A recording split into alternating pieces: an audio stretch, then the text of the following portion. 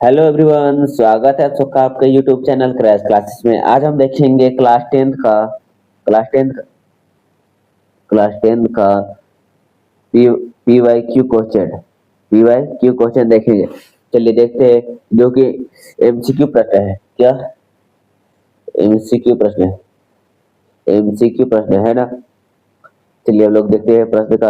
और यह कौन सा सब्जेक्ट का है? विज्ञान का है, साइंस का है।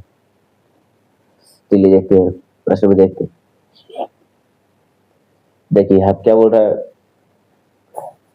सर्वाधिक पूरक सभी विकल्प ओमार आंसर शीट पर भरे।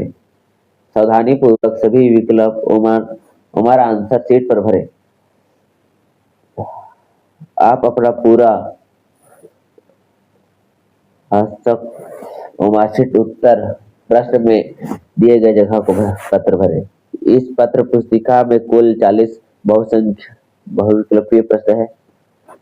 सभी प्रश्न अनिवार्य है। प्रत्येक प्रश्न की अधिकतम 1 अंक की है। 1 अंक का प्रश्न है सब। चलिए देखते हैं क्या। उत्तल दर्पण द्वारा बड़ा प्रतिबिंब सदैव होता है। सदैव क्या होता है? सीधा होता है। चलिए दूसरा प्रश्न देखते हैं। गोलीय दर्पण के फोकसांतर उसकी वक्रता त्रिज्या का कितना गुना होता है? कितना गुना होता है? उसका आधा हो जाता है। तीसरा प्रश्न क्या।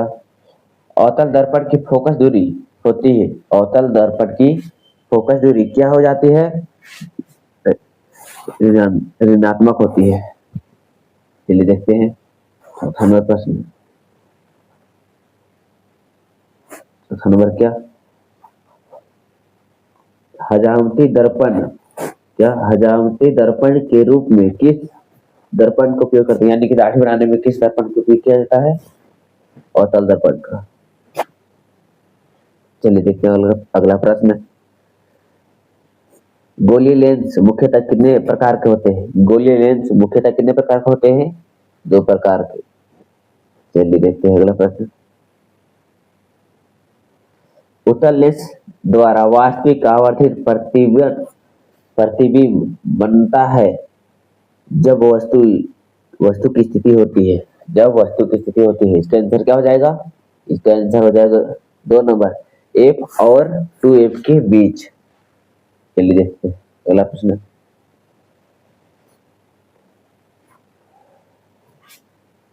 जब प्रकाश की किरण हवा के कांच में हवा से कांच में जाती है तो वह मुड़ जाती है। किधर मुड़ जाती है? अभिलंब की ओर। चलिए देखते हैं अगला प्रश्न। लेंस की क्षमता का SI मात्रक क्या होता है? लेंस की क्षमता का SI मात्रक क्या होता है? डायोप्टर। अगला प्रश्न चलिए देखते हैं।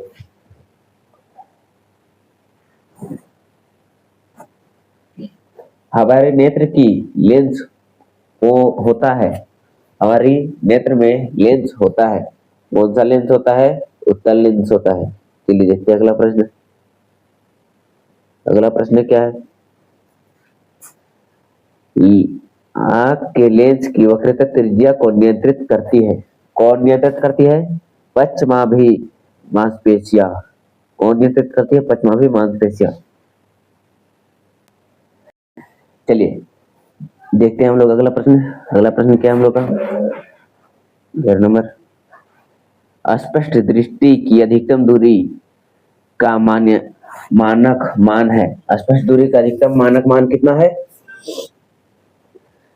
अनंत तक। और न्यूनतम दूरी का मानक कितना होता है?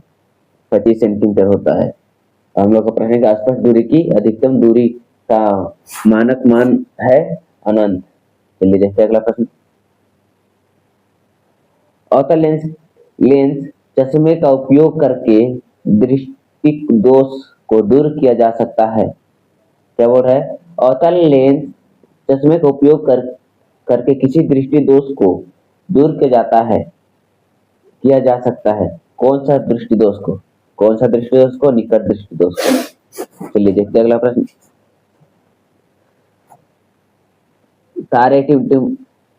तारे टिमटिमा प्रकाश प्रकाश के किस घटक को दर्शाता है? पहले टिमटिमा प्रकाश किस घटक को दर्शाता है?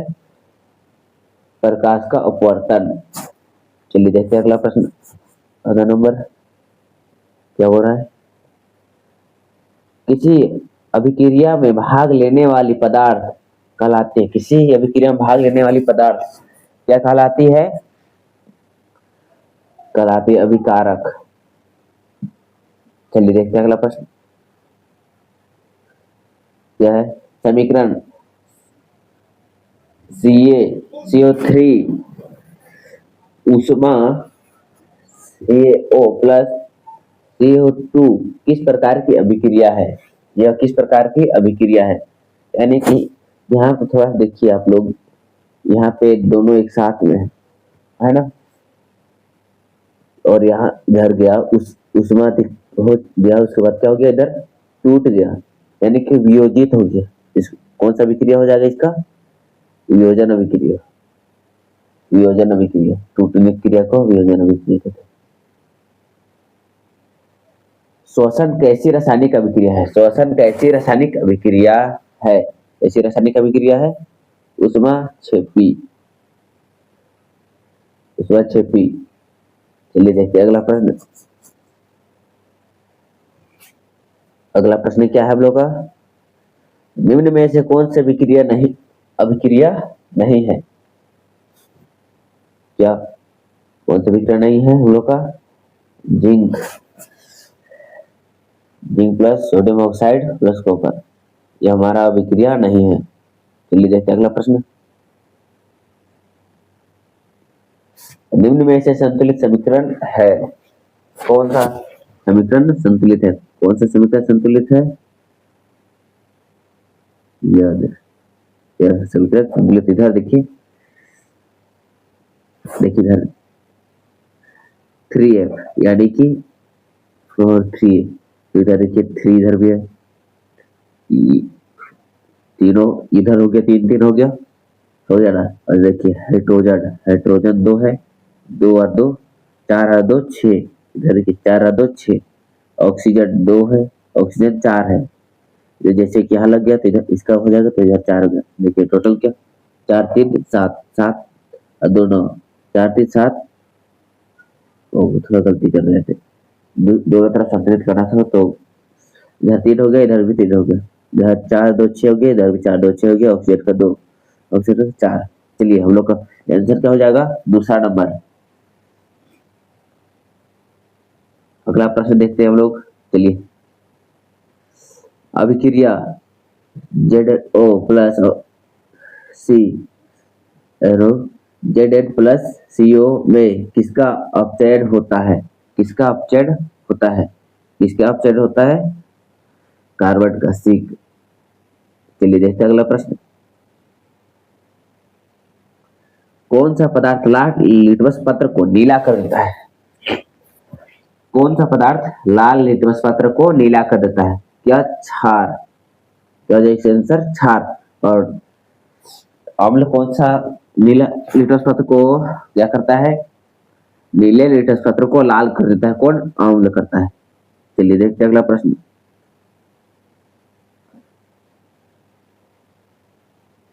निम्न में से कौन दुर्बल अम्ल है? निम्न में से कौन दुर्बल अम्ल है? इससे क्या आंसर हो जाएगा? CH3COOH। चलिए देखते हैं अगला प्रश्न। अम्ल के जलीय विलयन में उत्पन्न होता है। अम्ल के जलीय विलयन में उत्पन्न होता है, क्या उत्पन्न होता है? OH minus. और क्या? और क्षार के जलीय विलयन में क्या उत्पन्न होता है? OH minus. चलिए देखते हैं अगला प्रश्न। 23 नंबर। दही में कौन सा अम्ल पाया जाता है? दही में कौन सा अम्ल पाया जाता है? कौन सा अम्ल पाया जाता है? लैक्टिक अम्ल। लैक्टिक अम्ल पाया जाता है। अम्लीय विलयन का पीएच मान होता है। अम्लीय विलयन का पीएच मान क्या होता है? 7 से कम। क्या 7 से कम होता है? अम्ल का 7 से कम और क्षार का 7 से अधिक और 7 से बराबर उदासीन होता है। चलिए देखते हैं अगला प्रश्न।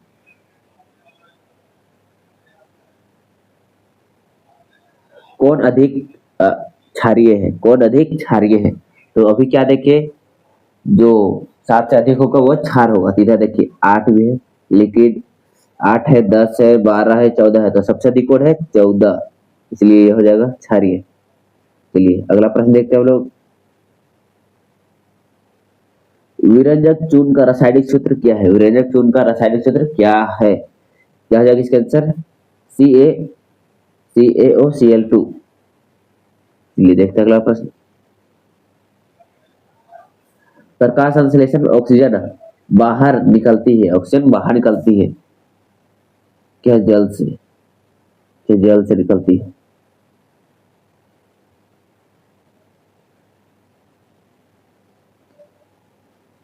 अणुक्षय श्वसन के फलस्वरूप क्या बनता है? अणुक्षय श्वसन के फलस्वरूप क्या बनता है? एथिल एल्कोहल, एथिल एल्कोहल बनता है। चलिए देखते हैं अगला प्रश्न। निम्न में से कौन परिजीवी है? निम्न में से कौन परिजीवी है? इसका क्या आंसर हो जाएगा? प्लाज्मोडियम। ये आंसर नहीं होगा, ये आंसर नहीं होगा प्लाज्मोडियम। चलिए अगला प्रश्न देखते हैं हम लोग। रुधिर के तरल भाग को क्या कहते हैं? रुधिर के तरल भाग को क्या कहते हैं? प्लाज्मा, प्लाज्मा कहते हैं। रुधिर के तरल भाग को प्लाज्मा कहते हैं। मछली के हृदय में कोष्ठक की संख्या कितनी होती है?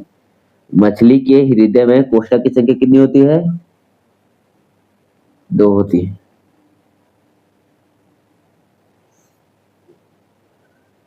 मानव में वृक्क एक तंत्र का भाग है जो संबंधित है किस चीज से संबंधित है? उत्सर्जन से। चलिए देखते हैं अगला प्रश्न। मैग्नीशियम पाया जाता है, मैग्नीशियम कहाँ पाया जाता है? क्लोरोफिल में, फिल्म। चलिए देखते हैं अगला प्रश्न। इसमें मुकुलन विधि द्वारा जनन होता है, किसमें मुकुलन विधि द्वारा जनन होता है? हाइड्रा में। चलिए देखते हैं अगला प्रश्न। एड्स रोग, क्या एड्स रोग किसके कारण होता है? एड्स रोग किसके कारण होता है? विषाणु कारण। चलिए देखते हैं अगला प्रश्न। परागकोश में क्या होता है? परागकोश में क्या होता है? परागकण होता है। चलिए देखते हैं अगला प्रश्न। क्या है? पूर्व विकसित अंडाशय कहलाता है। पूर्व विकसित अंडाशय क्या कहता है? फूल या फल, फल कहलाता है। चलिए देखते हैं अगला प्रश्न। अनवीकरणीय ऊर्जा का स्रोत है, अनवीकरणीय ऊर्जा का स्रोत क्या है? कोयला, क्या कोयला। चलिए अगला प्रश्न देखते हैं हम लोग। सौर ऊर्जा को सीधे विद्युत में बदलने वाली यूनिट को कहते हैं, क्या कहते हैं? सौर सेल, सौर सेल। चलिए देखते हैं अगला प्रश्न। ये हमारा लास्ट प्रश्न है। क्या है? निम्नलिखित में से कौन कौन मुक्त जैव गैस का संघटक है? संघटक कौन सा है? मीथेन। आपको वीडियो पसंद आया होगा तो लाइक कमेंट शेयर कीजिएगा। जय हिंद, जय भारत, धन्यवाद।